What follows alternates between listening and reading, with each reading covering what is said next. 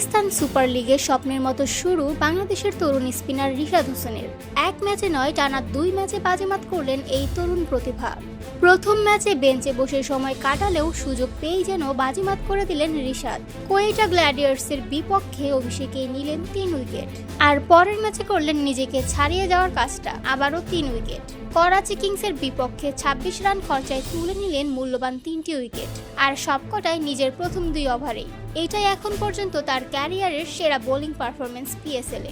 লাহোর কালান্দার্স প্রথমে ব্যাট করে তোলে 201 রানের বড় স্কোর। ফখর জামান করেন 76 রান, আর ডেরিল মিচেল খেলেন 75 রানের ইনিংস। রিশাদ ব্যাটিংয়ে নামেন শেষে, রান আউট হওয়ার আগে করেন 3 বলে 2 রান। এরপর বোলিংয়ে রিশাদ যেন আগুন ঝরালেন। অষ্টম ওভারে বল হাতে নিয়ে প্রথম বলে ফিরিয়ে দেন শান মাসুদকে। ওই ওভারেই ইরফান খানকেও করেন শিকার, মাত্র 1 রানে 2 উইকেট।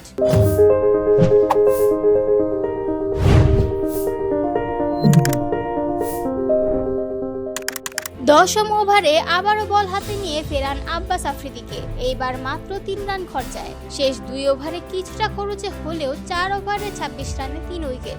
এমন পারফরম্যান্সে কে না মুগ্ধ হবে। প্রথম 2 ম্যাচে 6 উইকেট নিয়ে এখন যৌথভাবে পিএসএল এর শীর্ষ উইকেট শিকারী রিশাদ হোসেন। তার সঙ্গে তাল মিলিয়ে আছেন পাকিস্তানের আবরার আহমেদও।